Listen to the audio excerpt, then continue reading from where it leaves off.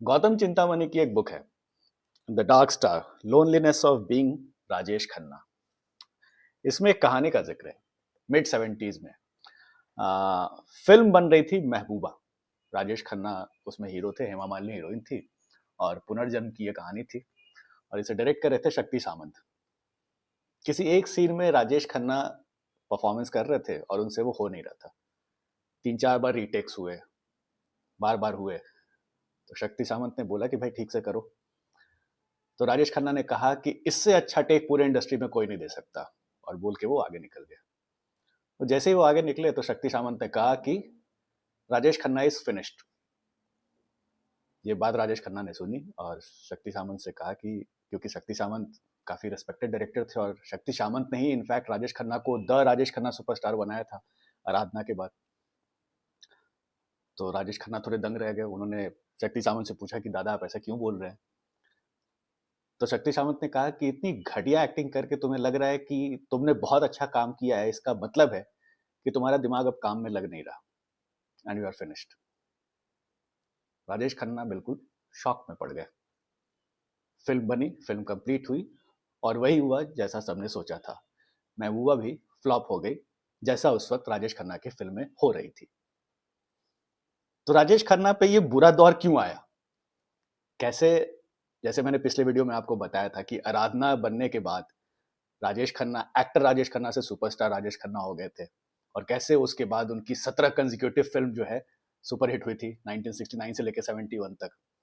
तो उसके बाद अचानक क्या हुआ कि राजेश खन्ना ने जितना कुछ कमाया था 2 साल में, वो तुरंत गवा दिया। आज आपको मैं वो स्टोरी सुनाता हूँ। देखिए हुआ क्या कि आराधना बनी। आराधना की स्टोरी मैंने आपको पिछले वीडियो में बनाई थी, सुपर हिट थी और उसके बनने की कहानी भी बड़ी दिलचस्प थी।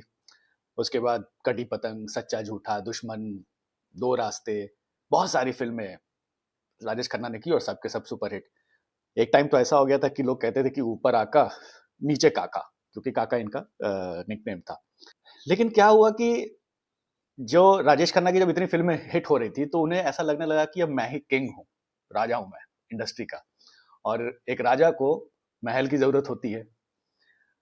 तो राजा को महल की जरूरत होती है तो राजेश खन्ना ने सोचा कि एक बड़ा सा घर मुझे खरीदना है, बंगला। तो कौन सा घर खरीदे? तो उस वक्त राजेंद्र कुमार अपना एक बंगला बेच रहे थे। उस बंगले का नाम आशीर्वाद था और राजेश खन्ना ने सोचा कि इस घर को मैं खरीदूंगा। उस घर को खरीदने के लिए थोड़ा दाम ज्यादा था, तो राजेश खन्ना के पास कुछ पैसों की कमी थी, तो उन्होंने एक फिल्म साइन कर ली थी। वो फिल्म तमिल फिल्म की रीमेक थी। कहानी उन्हें खास ज्यादा पसंद नहीं थी, लेकिन फिर भी उन्होंने वो फिल्म साइन कर ली थी क्योंकि उस पैसे से वो घर खरीदना चाहते थे। वो फिल्म थी हाथी मेरे साथी। उसकी भी बड़ी इंटरेस्टिंग स्टोरी है कि उसकी कहानी इन्हें पसंद नहीं थी। तो हाथी मेरे साथी से पहले अंदाज फिल्म में राजेश खन्ना ने काम किया था रमेश सिप्पी के साथ, और उसमें राइटर थे जावेद, सलीम जावेद, जिनसे उनकी अच्छी खासी दोस्ती हो गई थी। तो राजेश खन्ना ने सलीम जावेद से कहा कि भाई देखो, एक फिल्म मैंने साइन की है, कहानी मुझे पसंद नहीं है, तो तुम लोग थोड़ा कुछ अगर कहानी में चेंजेस करके उसे अच्छा बना सकते हो तो मेरे लिए अच्छा हो जाएगा। सलीम खान ने कहा कि बिल्कुल कर देंगे, लेकिन हमें राइटिंग क्रेडिट चाहिए, क्योंकि उस जमाने में राइटर्स को क्रेडिट नहीं मिलता था। पोस्टर्स पे नाम चाहिए था मुझे, सलीम जावेद को। तो राजेश खन्ना ने अश्योर किया कि मैं ये काम करवा दूंगा आपका, पैसे भी अच्छे दिलवाऊंगा। उस वक्त जो पैसे इन्हें मिलते थे उससे अच्छा खासा ही अमाउंट आपको मैं दिलवाऊंगा इस फिल्म के लिए। सलीम जावेद मान गए और फिल्म के लिए अच्छे पैसे भी मिले सलीम जावेद को। लेकिन पोस्टर पे नाम नहीं आया, हालांकि as a screenplay writer इनका नाम जरूर आया, सलीम जावेद, रिटेन बाय सलीम जावेद। लेकिन चूंकि पोस्टर पे नाम नहीं आया तो सलीम जावेद को थोड़ा बुरा लगा कि जो अश्योरेंस राजेश खन्ना ने दिया था वो तो पूरा हो नहीं पाया। खैर वो फिल्म बनी और सक्सेसफुल भी हुई। हाथी मेरे साथी उस साल की सबसे बड़ी ब्लॉकबस्टर थी, और ब्लॉकबस्टर होने के बाद राजेश खन्ना ने वो घर खरीदा जो वो खरीदना चाहते थे। वो घर बहुत बड़ा था, आशीर्वाद, और उसे इन्होंने अच्छे से सजाया, महल की तरह ही, जैसे जैसे राजा का दरबार होता है उस तरीके से। गराज में बार बनाया गया, और इनफैक्ट प्रॉपर इस बुक में डिटेल में मेंशन है कि कैसे उस घर का जो पूरा लुक एंड फील था, कि दरबार की तरह वहाँ एक ड्राइंग रूम सा बना हुआ था जहाँ पे एक प्लेटफॉर्म बना करके ऊपर चेयर था, और उस पर राजेश खन्ना बैठते थे अपने सिल्क वाली लुंगी पहन करके, और जो भी उनसे मिलने आता था वो नीचे बैठते थे। और दरबार में वही लोग अलाउड थे जो कि राजेश खन्ना की तारीफ करते थे। लेट नाइट पार्टीज होती थी, ताश होते थे, गेम्स होता था, और जो भी अगर जरा सा भी राजेश खन्ना को क्रिटिसाइज कर देता था या उनके किसी परफॉर्मेंस को लेके कुछ गलत बोल देता था, तो सीधा कहा जाता था कि आपको हमारा दरबार छोड़ना होगा। और ये मैं अपने से नहीं बोल रहा हूँ, ये इनफैक्ट जो काफी अक्लेम्ड बुक है, इसमें ये बातें मेंशन है। धीरे धीरे क्या हुआ कि इनडिसिप्लिन, इनसिक्योरिटी राजेश खन्ना के अंदर घर करने लगी। लेट नाइट पार्टीज होती थी तो सेट पे लेट से पहुंचते थे, और अपने आप को सबसे ज्यादा सुपीरियर समझते थे। फिल्म में कोई को एक्टर होता था तो उसे भाव नहीं देते। जैसे आनंद मूवी में अमिताभ बच्चन के साथ अ, राजेश खन्ना ने कई बात भी नहीं की थी थ्रू आउट द फिल्म। और इनफैक्ट एक कहानी ये है कि जब बावर्ची की शूटिंग हो रही थी, और बावर्ची के टाइम पे अमिताभ बच्चन सेट पे जया बच्चन से मिलने जाते थे, क्योंकि दोनों बॉयफ्रेंड गर्लफ्रेंड थे। तो राजेश खन्ना को ये बात पसंद नहीं होती थी कि कि अमिताभ बच्चन उनके सेट पे आए, और एक दो बार उन्होंने कह दिया था कि इस मनहूस को मेरे सेट पे मत आने दो।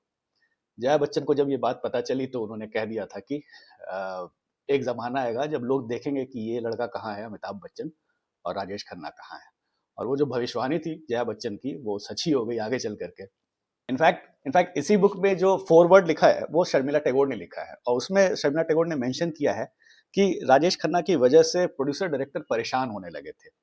टाइम पंक्चुअल वो थे नहीं, कभी टाइम पे नहीं आते थे, और शर्मिला टैगोर थी टाइम की पंक्चुअल। वो चाहती थी कि भाई मेरा चूंकि घर भी है, मेरे बच्चे भी हैं, उन्हें भी संभालना है, तो जिस शिफ्ट में हमारी शूटिंग होने वाली है उस शिफ्ट में मैं चाहती हूँ कि काम खत्म करके घर चली जाऊँ।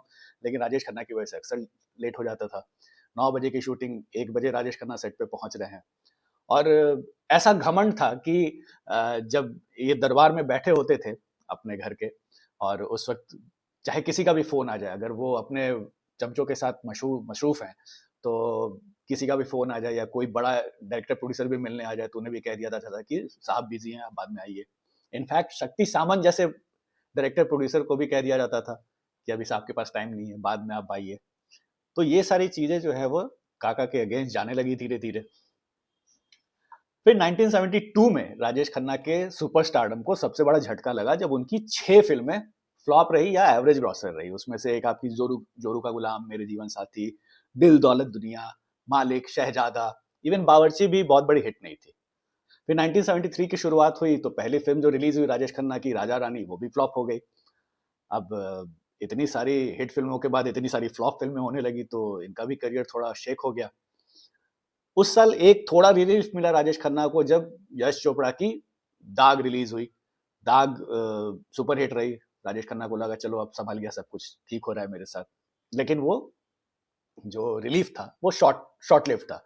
बहुत जल्दी वो रिलीफ भी खत्म हो गया, क्योंकि उसी बीच क्या हुआ कि सलीम जावेद ने एक एंग्री यंग मैन क्रिएट कर दिया जंजीर से।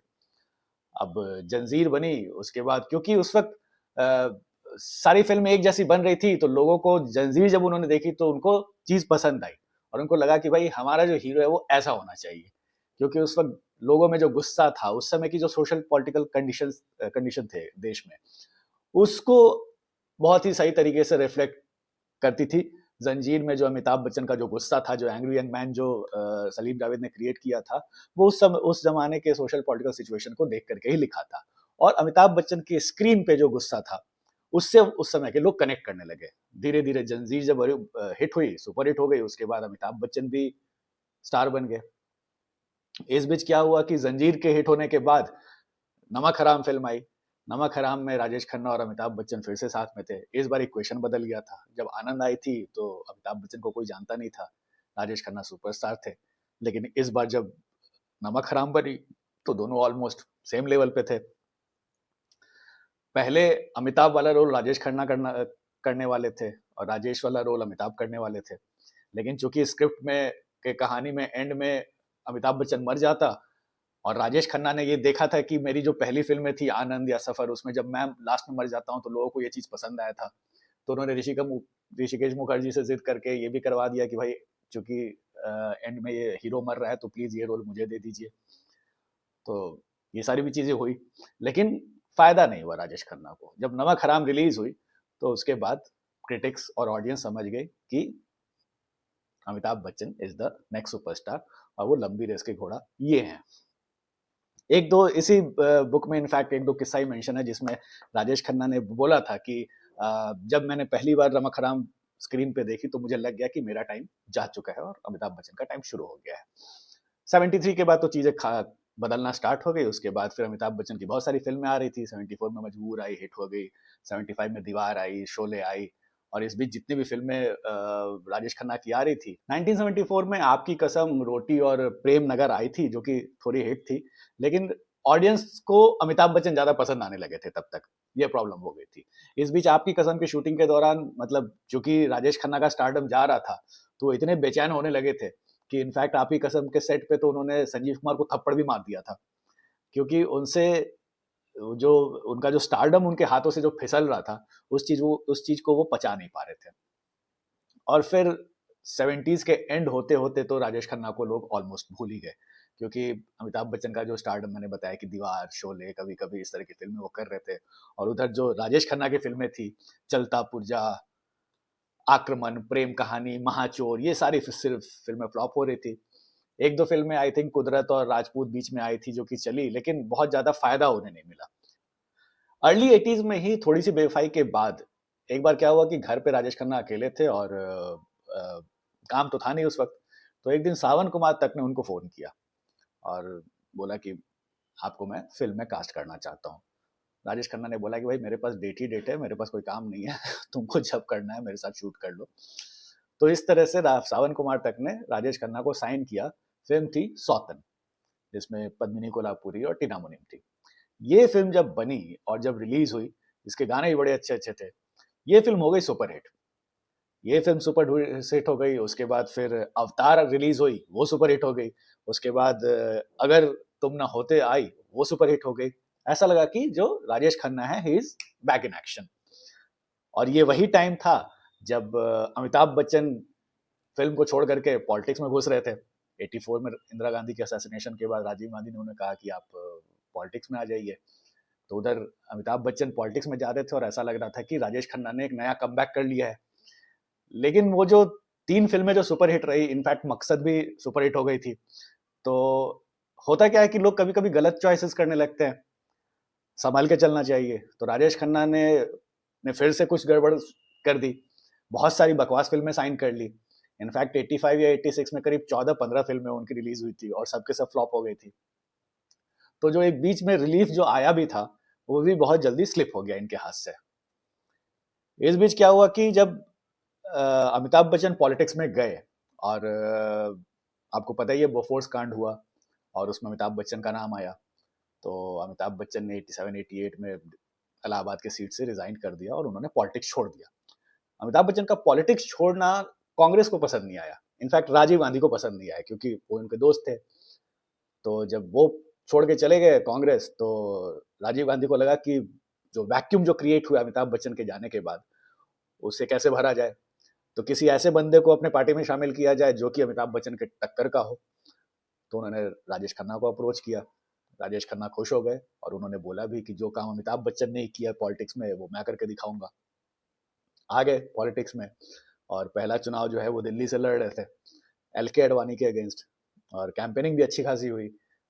जिस दिन वोटिंग थी उस दिन राजेश खन्ना के साथ राजीव गांधी और सोनिया गांधी आए थे वोट वहां पे जब वोटिंग के दिन। तो वो फोटो बड़ा उस वक्त वायरल हुआ था। राजेश खन्ना को लगा कि इस बार चूंकि राजीव गांधी इलेक्शन जीतने वाले हैं, तो मुझे भी कुछ इसका मलाई जो है वो मैं भी काटूंगा। लेकिन हुआ कि जिस दिन दिल्ली में इलेक्शन था, जिस दिन वोटिंग थी, उसी के नेक्स्ट डे राजीव गांधी का असैसिनेशन हो गया। चेन्नई में आपको याद ही है कि श्री पेरम्बदूर में कैसे ह्यूमन बॉम्बर ने उन्हें बम लेकर के उड़ा दिया था।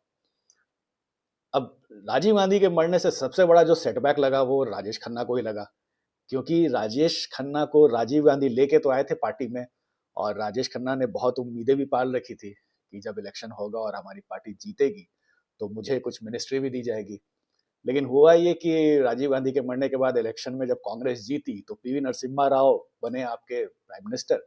और उस वक्त राजीव गांधी के जितने करीबी लोग थे पार्टी टॉप लीडरशिप में, उनको थोड़ा सा इन्होंने साइडलाइन करना चालू किया।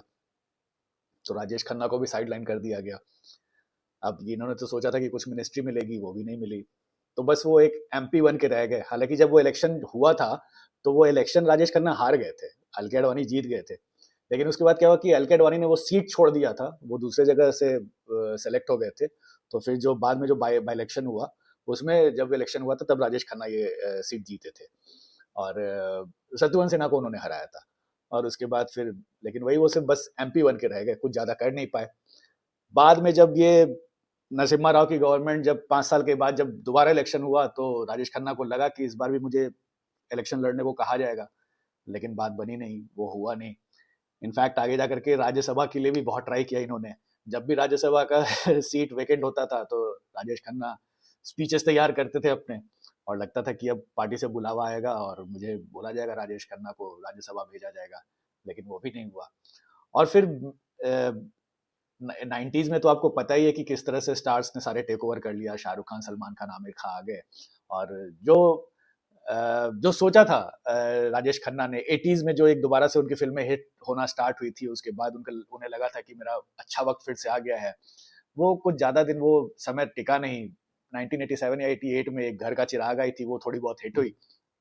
उसके बाद बाकी जितनी फिल्में थी उनके कईयों के तो आपको नाम भी नहीं पता होंगे। तो फिर इस तरीके से उसके बाद धीरे धीरे राजेश खन्ना जो है वो एक आइसोलेशन में चले गए। एक दो टीवी सीरियल भी उन्होंने किया, बट बात बनी नहीं। एक दो फिल्में भी की। इनफैक्ट आप लौट चले उनकी बहुत बड़ी एक कमबैक तरह से उन्हें कह सकते हैं आप, क्योंकि ऋषि कपूर उस फिल्म को डायरेक्ट कर रहे थे और राज RK बैनर की वो फिल्म थी। आपको बता दें कि जब सत्यम शिवम सुंदरम राज कपूर बना रहे थे, तो वो चाहते थे कि राजेश खन्ना उस फिल्म में हो, लेकिन उनका जो पूरा परिवार था वो इस बात के अगेंस्ट था कि राजेश खन्ना को आप क्यों कास्ट कर रहे हो, इससे बेटर है कि आप शशि कपूर को लो। और प्रॉमिस भी किया था इनफैक्ट राज कपूर ने राजेश खन्ना को कि मेरी फिल्म में तुम होगे। लेकिन फिर बाद में वो राज कपूर एक दिन राजेश खन्ना के घर गए और उन्हें कहा कि भैया परिवार के हाथों में हार गया, तो मुझे माफ करना। तो वो जो प्रॉमिस RK फिल्म्स ने उन्हें किया था, वो उस जमाने में तो नहीं पूरा हुआ, लेकिन 1999 में जब आप लौट चले बन रही थी RK फिल्म्स की और ऋषि कपूर से डायरेक्ट कर रहे थे, तो अक्षय खन्ना के पिता के रोल के लिए राजेश खन्ना को हायर किया गया। और उस फिल्म के बनने की भी कहानी बड़ी दिलचस्प थी, लेकिन अनफॉर्चुनेटली वो फिल्म भी फ्लॉप हो गई। और उसके बाद एक दो फिल्मों में और वो नजर आए, जैसे तुषार कपूर की एक फिल्म थी ईशा देओल के साथ, क्या दिल ने कहा, उसमें भी नजर आया, लेकिन वो चार्म खत्म हो चुका था। और धीरे धीरे फिर राजेश खन्ना बिल्कुल ही रिक्लूसिव और आइसोलेशन में, लोग उन्हें भूलते चले गए। आखिरी जो अपीयरेंस राजेश खन्ना का था पब्लिक लाइफ में, वो था एक हेवल्स फैन का एड बनाया था आर बाल्की ने। आर बाल्की बहुत बड़े डायरेक्टर हैं जिन्होंने चीनी कम और पा जैसे फिल्म बनाई थी। उन्होंने हेवल्स के जो एड बनाया था, उसमें राजेश खन्ना को कास्ट किया। और इनफैक्ट उस एड के बाद राजेश खन्ना के जो फैंस थे वो उस एड से बड़े नाराज थे। उन्हें लग रहा था कि इस एड के जरिए राजेश खन्ना का मजाक उड़ाया जा रहा है, क्योंकि अगर आप वो ऐड देखोगे तो उसमें कह रहे हैं कि बाबू मोशाय मेरे फैंस मुझसे कोई छीन नहीं सकता, और फिर पंखे नजर आ रहे हैं। तो वो थोड़ा जो राजेश खन्ना के जो डाई हार्ड फैन थे उन्हें बुरा लगा वो देख करके। लेकिन राजेश खन्ना ने कहा कि नहीं नहीं ऐसा कुछ है नहीं, और मैं अग्री किया हूँ ये करने के लिए, और मैंने उस तरीके से नहीं सोचा था। और फिर उन्होंने ये भी कहा कि कुछ तो लोग कहेंगे, लोगों का काम है कहना। तो इस तरीके से चीजें हुई। बाद में 2012 में राजेश खन्ना की डेथ हो गई। लेकिन अभी रिसेंटली अक्षय कुमार ने एक स्टेटमेंट दिया था कि मैंने अपने फादर इन लॉ से बहुत कुछ सीखा है। दरअसल उनका कहना ये था कि जो बहुत सारी गलतियां उनके फादर इन लॉ ने अपने करियर में की थी, राजेश खन्ना के बारे में वो बात कर रहे थे, और उन गलतियों को मैं नहीं दोहराना चाहता था। मतलब इशारा साफ था कि राजेश खन्ना ने जो 1969 से 71 के बीच में जितना कुछ कमाया था, वो कैसे कैसे धीरे अपने ही बिहेवियर की वजह से और अपने इनसिक्योरिटी, अपने इनडिसिप्लिन की वजह से उनकी सारी चीजें जो उनके हाथ से फिसल गई। तो ये बहुत बड़ा एक एग्जाम्पल था कि काम को इंसान को सीरियसली लेना चाहिए। इनफैक्ट जब सलीम जावेद के साथ इनके रिश्ते बड़े अच्छे थे, लेकिन बाद में वो रिश्ते खराब होने लगे। इनफैक्ट एक बार सलीम खान से एक इंटरव्यू में पूछ लिया गया था कि ये 70s की बात है कि राजेश खन्ना के बाद आपको कौन से एक्टर जो है वो पसंद हैं और किस में आपको पोटेंशियल लगता है, तो उन्होंने संजीव कुमार का नाम ले लिया था, और संजीव कुमार से राजेश खन्ना को बहुत प्रॉब्लम थी। तो राजेश खन्ना सलीम खान से उन्होंने बात करना बंद कर दिया, किसी फिल्म के सेट पे चले गए, वहां से सलीम खान से इनकी बहस हो गई। तो ये सारी चीजें होती थी, और सलीम जावेद की इसी वजह से राजेश खन्ना से एक टशल क्रिएट हो गया। इनफैक्ट जब दीवार फिल्म बन रही थी तो यश चोपड़ा चाहते थे कि इस फिल्म में विजय का रोल जो है वो राजेश खन्ना को दिया जाए, लेकिन सलीम जावेद ने कह दिया कि अगर राजेश खन्ना को आप इस रोल में कास्ट करना चाहते हो तो मैं अपनी स्क्रिप्ट ही नहीं दूंगा, क्योंकि हमने ये रोल अमिताभ बच्चन को दिमाग में रख करके ही लिखा है। और तो फिर यश चोपड़ा जो है वो हालात के हाथों मजबूर हो गए और राजेश खन्ना के साथ सलीम जावेद ने काम नहीं किया, और फिर दीवार जो है सुपरहिट हो ही गई। इस बात का भी बहुत मलाल है, एक बार बहुत लेट 80s में अमिताभ बच्चन और राजेश खन्ना ने एक साथ एक इंटरव्यू दिया था, I think film fair magazine को। पहली बार दोनों सुपरस्टार एक साथ आए थे किसी इंटरव्यू में, और उसमें राजेश खन्ना ने कहा भी था कि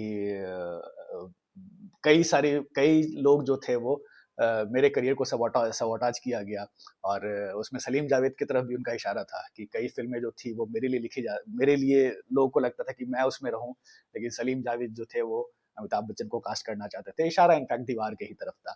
तो ये सारी चीजें होते रहती थी, और फिर इसी तरह से जो राजेश खन्ना का जो करियर वो धीरे धीरे, कई लोग कहते हैं कि इसके पीछे सलीम जावेद ने इनके साथ बुरा किया, लेकिन ये बात फैक्ट है कि जितने भी को स्टार्स थे उनके, राजेश खन्ना के, या उस वक्त जितने प्रोड्यूसर डायरेक्टर थे, उनसे अगर कितनी भी आप किताबें पढ़ो या बहुत सारे मैगजीन्स में जो कहानियां छपती थी, वो ये था कि राजेश खन्ना इनडिसिप्लिन बहुत ज्यादा थे। और जो एक टाइम के बाद जो प्रोड्यूसर डायरेक्टर उनको लेकर के फिल्म बनाना चाहते थे, बाद में उसे कन्नी काटने लगे, क्योंकि उनके साथ फिल्म बनाना मुश्किल सा हो गया था। क्योंकि उनके जो टैंट्रम्स थे, और फिल्म मेकिंग जो है वो वो इसमें पैसा बहुत ज्यादा लगता है, और सेट डिजाइन किया जाता है, सेट हायर किया जाता है, लोकेशन को रेंट पे लिया जाता है, बहुत सारी चीजें होती है, और बहुत स्पेसिफिक टाइम फ्रेम में पिक्चर बनाया जाता है। और चूंकि अगर आपका एक्टर इनडिसिप्लिन है, उस वजह से प्रोड्यूसर के बहुत सारे पैसे खर्च होने लगते हैं, लॉस होने लगता है उसे। तो ये सारी चीजें जो है वो कोई भी प्रोड्यूसर चाहेगा नहीं। और इसीलिए अगर आप देखो तो अमिताभ बच्चन के बारे में जो बातें कई बार जावेद अख्तर ने कही है कि अमिताभ बच्चन अगर इस मुकाम पे आज हैं, तो इस वजह से क्योंकि वो बहुत डिसिप्लिन है। अमिताभ बच्चन को बहुत सारे उस जमाने के एक्टर क्रिटिसाइज करते हैं, शत्रुघ्न सिन्हा अक्सर बोल देते हैं कि मैं उनसे ज्यादा बेटर एक्टर था, लेकिन आप हो सकते हो अपने अपने जहन में आपको लगता हुआ कि आप होगे, लेकिन आप उतने डिसिप्लिन नहीं थे। और जो डिसिप्लिन अमिताभ बच्चन ने दिखाई है, 9 बजे के शूटिंग टाइम पे वो 8:30 बजे पहुंच जाते थे, और बाकी जितने भी स्टार थे वो सब लेट से आते थे, लेट लतीफ, बहुत सारे एक्टर्स के साथ, इवन राजेश खन्ना, शत्रुघ्न सिन्हा, गोविंदा। तो इन सब का करियर इसी तरह से धीरे धीरे जो है वो खत्म हो गया, और लोग अपने अंदर की कमियां नहीं देखते हैं, दूसरों को ब्लेम तुरंत कर देते हैं। तो ये था राजेश खन्ना के साथ, और इस तरह से इतने बड़े सुपरस्टार जो है उनका जो एंड था वो बहुत ही बुरा था।